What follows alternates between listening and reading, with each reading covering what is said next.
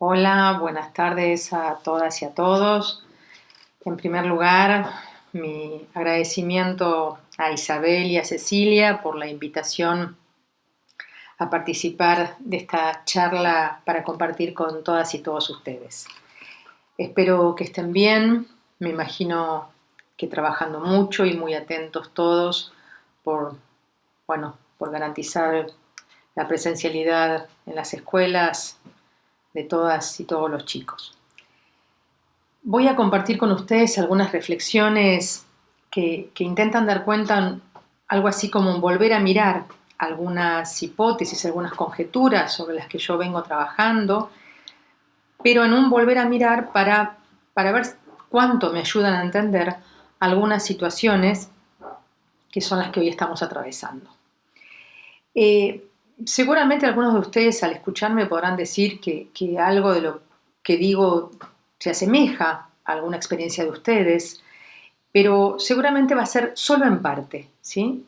Porque no me interesa decir esto es lo que pasa, ni me interesa decir esto es lo que le tiene que pasar a todos, sino que en realidad acá lo que yo voy a hacer es compartir algunas ideas, algunas conjeturas, y más o menos, ¿no? Podrán estar siendo ejemplo o ilustrar parte de lo que algunas o algunos estén teniendo como cotidianeidad. Para llevar adelante esta exposición voy a presentar 3 hipótesis de trabajo. La primera es, ¿qué digo cuando digo trabajo docente como un trabajo institucional?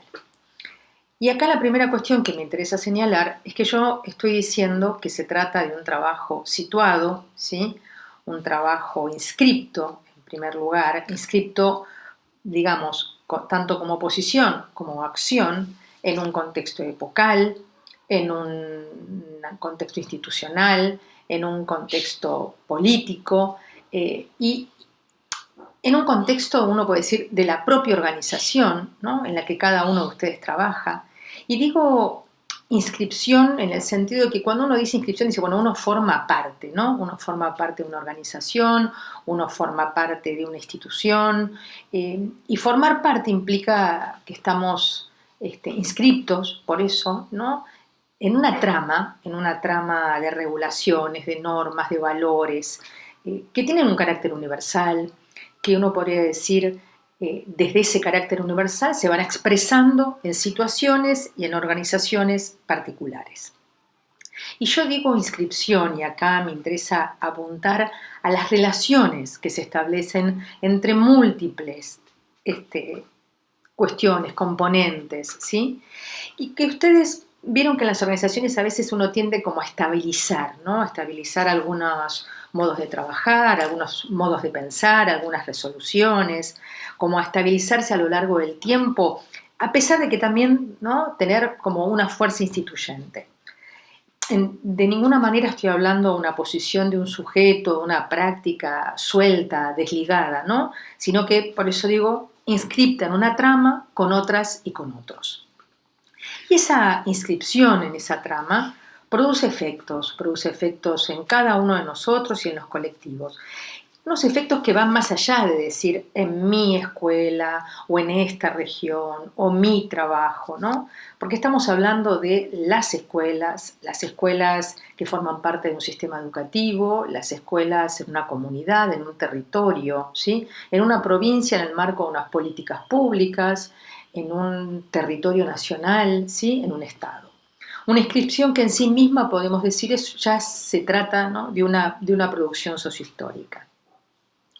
Y en simultáneo quiero resaltar, ¿no? Lo que tiene que ver con esta inscripción en términos de una época, hoy una época de pandemia. Antes de seguir yo quiero hacer como una aclaración, ¿no? Es decir, uno a veces habla de contextos, como yo lo estoy diciendo, políticos, epocales, sociales, culturales, objetivos, y pareciera que se viven como si fuera como un telón de fondo, ¿no? Y uno como trabajando o estando como por delante. Y en realidad no son un telón de fondo que está por detrás, sino que son contextos de producción, son contextos de significación, ¿no? Y uno no puede entender el trabajo institucional por fuera de esos contextos. Yo, volviendo al contexto epocal, quisiera señalar algunas cuestiones que no son obvias, aunque seguramente conocidas por todos. El 2021, este año, ¿sí?, lleva adelante un tipo de presencialidad que todos sabemos no es conocida y no tiene que ver con la presencialidad prepandemia. El 2021 lleva adelante un tipo de virtualidad que tampoco es conocida en términos generales porque no es la del 2020. Y digo que no es obvio porque por momentos podríamos pensar que hay en esa semejanza, ¿no?, en términos de, bueno, hay algo de la presencialidad conocida, hay algo de la virtualidad conocida, que uno intente como por momentos, o pretendiéramos por momentos, como reiterar o volver sobre algunas cuestiones ya hechas, ya sabidas, con el riesgo como de suponer que se puede como mitigar la novedad, ¿no?, que tiene este 2021. Como si uno dijera, bueno, a ver, si yo propongo en términos de presencialidad lo que venía proponiendo, ¿sí?, en la escuela del 2019, seguramente estoy obviando, ¿no?, la novedad de este momento. Lo mismo si supongo que, bueno, alcanzamos muy buenas experiencias en el 2020 respecto de virtualidad, y si las retomamos, y seguramente algunas se podrán retomar y otras no, y porque justamente este 2021 no replica la presencialidad del 2020. Seguramente estamos más familiarizados, lo digo entre comillas, ¿sí?, por decirlo de alguna manera, de esa sorpresa que causó en el 2020 esta situación de pandemia de todo el mundo, ¿sí? Algo ya sabemos, hablamos de pandemia, hablamos de criterios epidemiológicos, hablamos de aislamiento, de distanciamiento, de burbuja, ¿no?, como si fuera algo corriente. Ahora, sabemos que nunca es corriente del todo, ¿sí?, y que en todo caso hay algunas cuestiones que no son corrientes sencillamente porque acercarnos o atravesar cuestiones que tienen que ver con el riesgo de enfermedad, cuestiones que tienen que ver con el riesgo de vida, ¿sí?, cuestiones que tienen que ver con la muerte, generan un sufrimiento subjetivo, un sufrimiento colectivo que no se salda de una vez y como para siempre, sino que implica duelarla, ¿no?, duelarlo a lo largo del tiempo. La pandemia, tal como dijo Nancy, un filósofo francés, el año pasado, es una lupa viral, ¿no? Él dice, es una lupa viral que mostró, dice en sus palabras, dice, la lupa viral aumentó los rasgos de nuestras contradicciones y de nuestros límites, ¿no? Uno podría decir, puso en evidencia desigualdades actuales, desigualdades anteriores, puso en evidencia vulnerabilidades presentes y anteriores. Es decir, que es interesante esa idea como de lupa viral, ¿no?, como dice él. Otra cuestión que también acarrea este tiempo que vivimos es la altísima incertidumbre que atravesamos y la altísima provisionalidad que tiene todo lo que hacemos, ¿no? Y por supuesto, esto también tiene efectos en nuestras relaciones, en nuestras prácticas. No podemos minimizarlos. Y si ya veníamos, ¿no?, transitando una época que tiene que ver con el corto plazo, con una respuesta inmediata, hoy esta cuestión es clave. Sabemos que lo que estamos haciendo puede modificarse en la brevedad, sabemos que tomamos unas decisiones que quizás se tienen que modificar muy rápido, ¿no?, más allá de lo que uno quisiera, más allá de lo que cada uno de nosotros quiere. Pero también es cierto que en algunas situaciones el que cambie, el que se modifique, lejos de ser una falla, lejos de ser algo que no funciona, tiene que ver con casi una garantía de una mirada situada, de una mirada muy atenta, ¿sí?, a cada contexto. Sigo a este autor cuando dice, bueno, estamos en un momento donde no hay un saber garantizado, dice él, ¿no?, ni un programa de acción disponible que pueda con esta incertidumbre y con estos niveles de provisionalidad. Cuando el criterio de precaución y el criterio de cuidado son la norma, no podemos pensar que nuestro trabajo como educadores quede indemne, quede por fuera de esto, ¿sí? Siempre habrá algunas posiciones como arrogantes o algunas posiciones sostenidas en una demanda infinita o unas posiciones que intentan renegar una y otra vez lo que nos pasa. Por eso digo, en estos tiempos de excepcionalidad hay un montón de cuestiones que no son obvias. No es obvio garantizar y organizar el sistema educativo y la presencialidad de cara a indicadores epidemiológicos y sanitarios como en este momento lo estamos haciendo. No es obvio ir a la escuela de modo alternado, ¿sí? Unos grupos un tiempo, otros grupos otros, en grupos más pequeños. No es obvio agrupar a las niñas y a los niños en función de las familias y cuántos niños y niñas tiene cada familia para colaborar en la organización familiar. No es obvio planificar la enseñanza combinando presencialidad y virtualidad a partir de múltiples modelos de presencialidad en función de la organización de los espacios y los tiempos en cada escuela. No es obvio sabernos que somos otras y otros, ¿no? En algo que era habitual y encontrarnos con unas otras y con unos otros que en parte son desconocidos. Porque más allá del intento desmesurado que hacemos para volver a algo del orden de lo habitual, uno puede seguir sosteniendo la pregunta acerca de qué sabemos, ¿no? ¿Qué sabemos? ¿Cuánto sabemos sobre los niños, las niñas, ¿no? Las familias? ¿Qué está significando hoy en estas infancias, en estas niñeces, en estas juventudes, esto que estamos atravesando, ¿sí? Como dejar ahí como una pregunta, o por lo menos advertir que no es obvio, ¿no? Por eso digo que nuestras posiciones, nuestro trabajo en las instituciones, en las organizaciones, en los territorios, en los marcos políticos, se trata de posiciones implicadas, ¿no? Implicadas en el sentido, yo, psicoanalista argentino institucionalista, decía afectadas, ¿no? Una posición afectada en el sentido de que es afecta a nosotros, podemos decir, al trabajo de educar, ¿no? Y afectada también por su vinculación empática, absolutamente empática en muchos casos, con respecto a los diferentes contextos que estamos atravesando.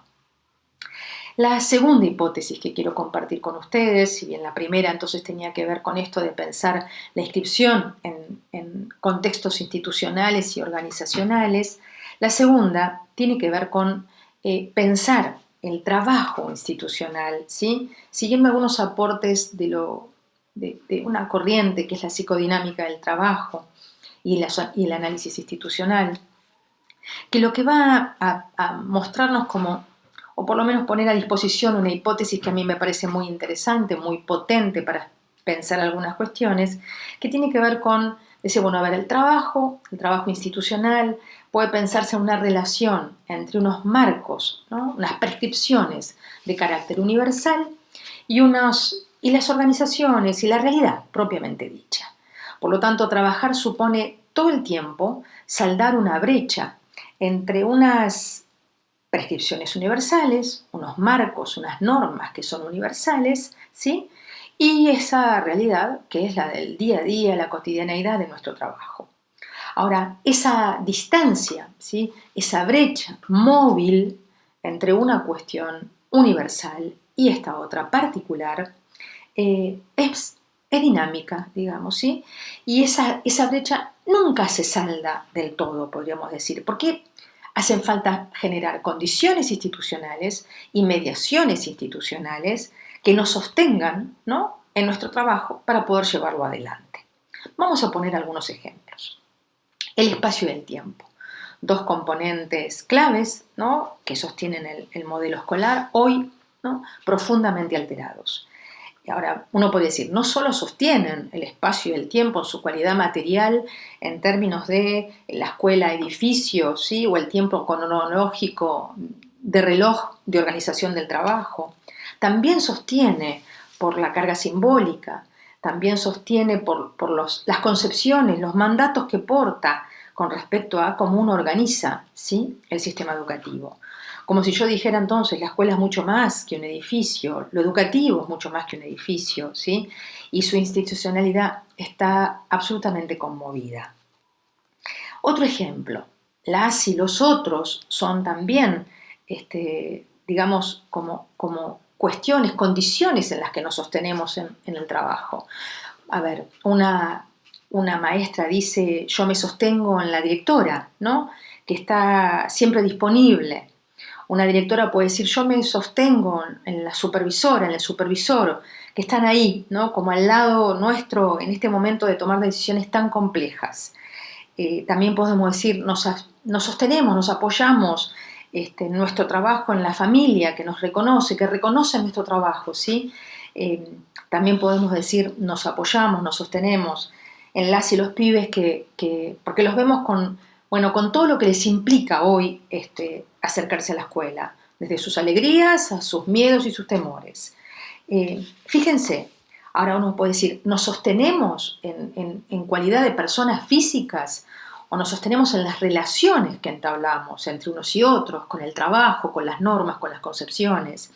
Es decir, lo que nos sostienen son esas relaciones, ¿no? Porque producen efectos sobre nosotros y nosotros producimos efectos permanentemente, es decir, producimos y somos producidos. Voy de vuelta al tema de las normas, ¿no? Las normas, los valores. Hoy no podríamos dejar de nombrar la palabra protocolo, que nos sostienen a pesar de todo lo que también provocan, ¿no? Ahora de vuelta, ¿nos sostienen de por sí o nos sostienen en su grado, en su cualidad de regulación, de acercamiento, ¿sí?, a la realidad que quieren alcanzar, en el grado de adecuación o de apropiación que tienen por parte de cada uno de nosotros? Y el trabajo allí necesariamente es de generar mediaciones, ¿no es cierto? Mediaciones, reglas situadas, reglas que son acotadas a contextos particulares, porque ninguna prescripción de carácter universal, general, abstracto, va a poder ser como clonada, repetida en un contexto singular y particular, ¿no? En esta escuela, en esta región, no aplico el protocolo tal cual y supuestamente quedo alojada en él, sino que trabajar lo que implica son esas múltiples traducciones, adecuaciones, apropiaciones, para hacer de esto que es general, universal, ¿no?, una condición, una mediación que sostenga el trabajo institucional. ¿Por qué? Porque de lo que trabajamos en realidad en nuestro oficio de educar permanentemente es de ir atendiendo particularidades. Un diseño curricular en términos general, unas normas que dicen, por ejemplo, el seguimiento de las trayectorias, el régimen académico, como para poner solo algunos ejemplos, ¿no? Es decir, normas, regulaciones, prescripciones de carácter universal, general, que intentan regular un sistema educativo, un nivel, una modalidad, que tienen que ser como reapropiadas, ajustadas, traducidas para alcanzar, ¿no?, situaciones particulares y singulares. La última hipótesis que quiero trabajar tiene que ver con entender que el trabajo institucional, ¿no?, el trabajo de educar, podríamos decir que también, por definición, tiene que ver con un trabajo que se realiza con otros y, como dice Duvet, sobre otros.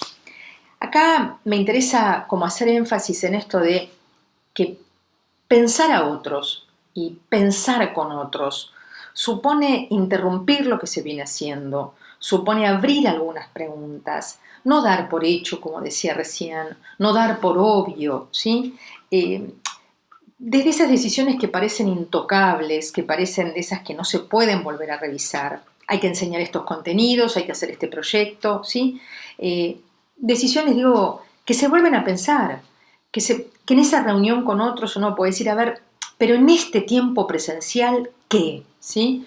En este tiempo presencial, ¿qué hacemos? En este tiempo, ¿qué diferimos para el tiempo en que no estamos unos con otros? Es decir, lo que quiere decir es que pensar con otros, pensar a otros, ¿no?, con otros y con otras, implica algo del orden de la interrupción. También pensar a otras y a otros, con otras y con otros, supone suspender, aunque sea un poquito, ¿sí?, esa apelación inmediata de respuesta, ¿no?, que a veces tenemos y que está muy relacionada con las expectativas sobre nuestro trabajo, nuestro tipo de trabajo, ¿sí? Unas Unas expectativas que sí, que bueno, que están relacionadas con el trabajo de educar y que además son diferentes según los roles, ¿no? A veces uno puede decir una expectativa con respecto a las jerarquías, unas expectativas con respecto a quienes están directamente con las niñas y los niños. Acá me interesa traer algunas ideas de una filósofa francesa que se llamaba Anne de Fomantel. Ella habla de la idea de suspensión, ¿sí? Entonces dice, la suspensión no es un tiempo detenido antes que ocurra algo, sí, sino que es un hecho en sí mismo, es un suceso en sí mismo. No es que uno dice, bueno, se suspende algo y no pasa nada. No, no, ahí está pasando algo, ¿sí? Y lo que está pasando es que se está produciendo determinado pensamiento. Ella dice un pensamiento que puede ser acrobático, ¿sí? Justamente porque hay algo de la orden de la suspensión que está ocurriendo. Y entonces uno puede decir que pensar a otras y a otros, pensar con otras y con otros, implica suspender algunas ideas prefijadas y ese suspender en sí mismo es una acción. Como si yo dijera, no es esperar como un mientras tanto, ¿no? Mientras que llegue la escuela esa conocida, mientras que llegue esa experiencia que uno conoce, bueno, esperamos. Sino que es un mientras tanto productor de sentidos, un mientras tanto que en sí mismo es, ¿no?, un espacio de pensamiento.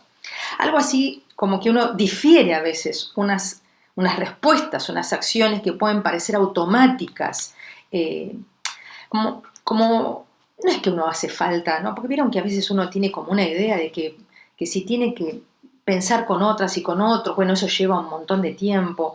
No, ustedes y yo sabemos perfectamente que a veces se trata de un tiempo breve, de un tiempo acotado, casi un gesto, ¿no? En ese hacerse cargo de que no es no hacer, sino que a veces es no hacer en automático y sostener permanentemente, a pesar de que uno está respondiendo, la cualidad de pregunta. Pensar a otros y a otras y pensar con otros y con otras supone una intimidad, supone generar un espacio de intimidad, porque lo que estamos compartiendo, ¿sí?, en ese momento tiene que ver con lo que algunos autores, ¿no?, de Just dirá, bueno, los trucos del oficio, ¿sí?, el detalle, el gesto. Ulloa decía los tropiezos, ¿no? Eso que sabemos, lo que no sabemos, lo que sale bien, lo que no sale bien, ¿no? Compartimos también lo insoportable que es a veces no saber, compartimos lo insoportable que es a veces enterarnos, entender algunas cosas que son muy diferentes a lo que uno espera o quiere. En ese espacio de pensar a otras y a otros, con otras y con otros, estamos reconstruyendo lo que hacemos, pero no solo para contar lo que sale bien, sino para contar lo que hacemos, ¿no? Cómo lo hacemos. Es un espacio donde también nos pasamos la posta, es un espacio con un movimiento que no cesa, ¿no?, que permanentemente está como con brechas, con intersticios, que es propio del trabajo de educar. Por eso estoy diciendo que en estas experiencias que estamos teniendo en estos tiempos de pandemia, no es que solo muestran algo del orden de lo que no conocemos, muestran cosas que no conocemos y muestran otras cuestiones sobre las que tenemos algunos recorridos, ¿sí? Lo que sí hace falta en todo caso estar pensando, como dije hace un rato, en esta construcción, definición, recorte permanente de unas condiciones y unas mediaciones institucionales que son las que sostienen, ¿no?, nuestro trabajo como educadores. Y en esa línea de pensar estas condiciones, no solo materiales, ¿no?, y no solo a veces esas más conocidas o a las que apelamos permanentemente, yo querría señalar para cerrar esta conversación, esta charla, mejor dicho, algunas que quizás me parecen interesantes porque están bien ligadas a esto que digo en términos de las relaciones entre unas y otros. Por ejemplo, Ulloa decía el miramiento, ¿sí?, esa mirada amorosa, esa mirada empática con otras y con otros. Sifalí dirá el tacto, la prudencia, la humildad, ¿no? No lo hablaban para estos tiempos, pero creo que son cuestiones que hoy son casi indispensables. Cornu en algún momento dijo el reconocimiento, la confianza, ¿no? Tiempos de profunda alteración requieren de un pensamiento colectivo, de un pensamiento que no solamente cuando digo colectivo estoy diciendo en equipo o estoy diciendo de la reunión docente esa que me permite la estructura habitual, ¿no? Mucho más que eso, justamente problematizar esas ideas a veces banalizadas y cómo estamos pensando en lo colectivo. Deleuze dice, trabajar implica producir, pero también implica convivir. Por lo tanto, en esta época, en este momento de profunda alteración, incertidumbre, provisionalidad, estas condiciones a las que me estoy refiriendo, como el miramiento, el tacto, el cuidado, la prudencia, el reconocimiento, la confianza, no son palabras románticas, ni palabras cansadas porque las repetimos una y otra vez, ni palabras que están diciendo esto es lo que hay que hacer o es lo que yo te aconsejo, sino que son una invitación para hacer del análisis y del pensamiento de lo que pasa y de lo que nos pasa una oportunidad de trabajar entre colegas. Muchas gracias, espero que estén todas y todos muy bien.